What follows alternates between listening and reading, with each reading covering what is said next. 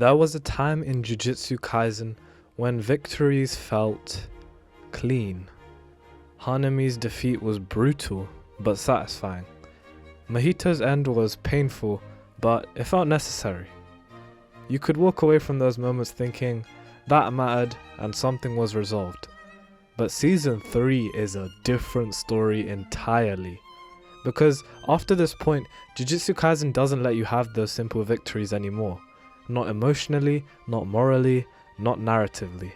And that's the moment it stops behaving like a shonen and starts drifting into something much closer to a seinen. In earlier seasons, fights still worked the way we're used to. There was an enemy and there was a lot of suffering, but there was also closure, and you have a fight against Mahito and it feels like justice for all the characters that had to die to get to that point. That scene between Mahito and Itadori still gives me chills to this day. But anyways, hi again, it's Shahir, and today I'm gonna talk about how Season 3 of Jujutsu Kaisen changed everything.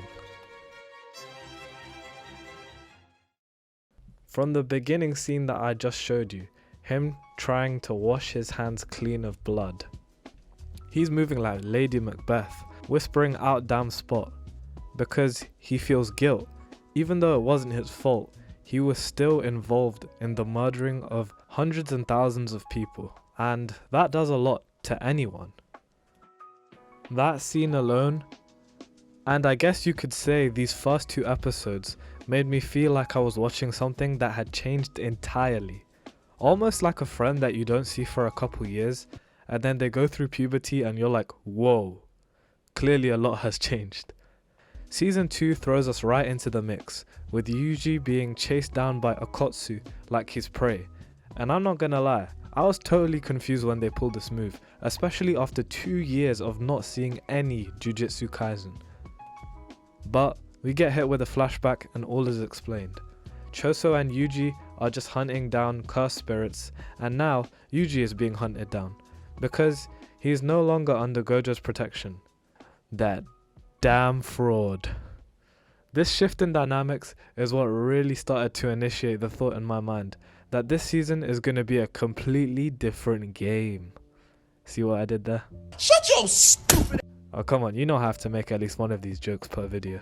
Gojo's absence is going to be sorely missed, because you can no longer rely on an OP character to come save your ass. I mean, they did introduce Okotsu, who is apparently the same level or maybe even higher than Gojo. But Okotsu ruled that out straight away, saying Gojo's cursed energy is infinite compared to his or anyone else's because of his cursed technique, 6 Eyes. Another thing that this season does is introduce Naoya Zenin, who is absolutely cooking Choso.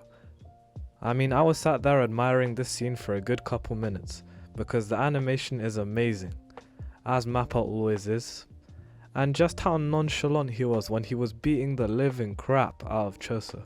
This guy was getting hit with every combo known to man, and somehow he was still standing. And Choso switches up and destroys Naoya, reading him like a book. This fight didn't really contribute much to the plot, apart from being amazing to watch, and still showing that Jujutsu Kaisen will always ultimately be about sorcerers fighting, whether that's against each other or cursed spirits. But the reasons always vary, and instead of simple motives, Season 3 is starting to show a grey area, where the characters are pretty much fighting for survival against anyone or anything, but also fighting an internal battle of guilt and shame. Yuji is dealing with what he has done, and Fushiguro is trying to figure out why he did it in the first place.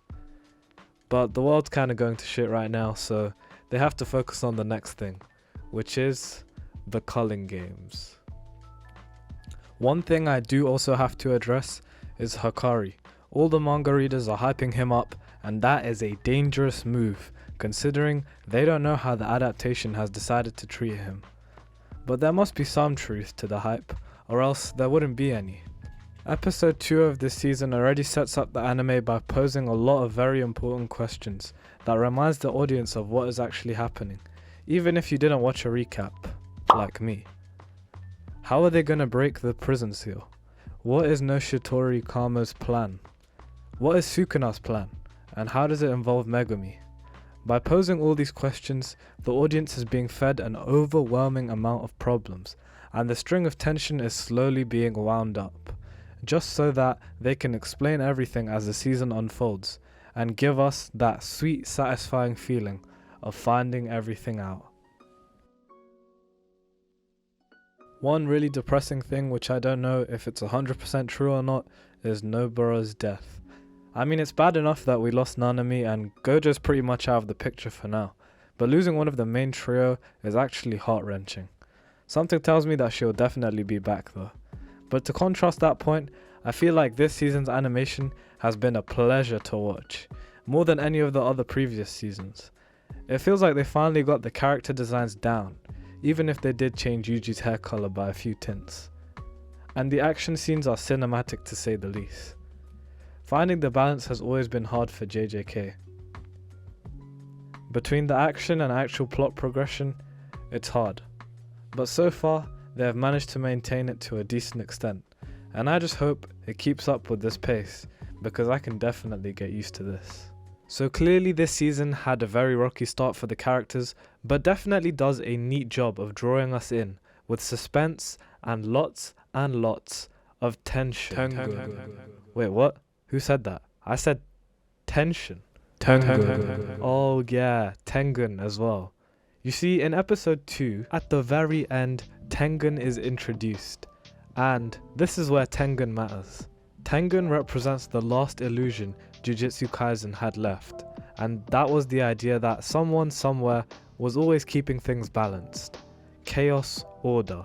Tengun isn't a hero, he's treated as more of a god, who needed star vessels like Riko Amanai in order to prevent his evolution and keep him immortal.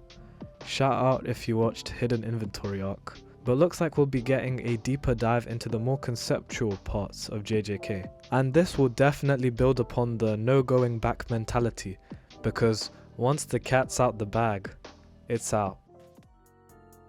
Let me know what you guys thought about this video, and whether or not you actually like JJK. Anyways, hope you enjoyed this video, and if there's anything I could do to make it better, leave it down below in the comments, because I always read them. And yeah, have a nice day. And while you're down there writing your hate comments, you might as well hit subscribe, so I can keep making videos for you to hate on.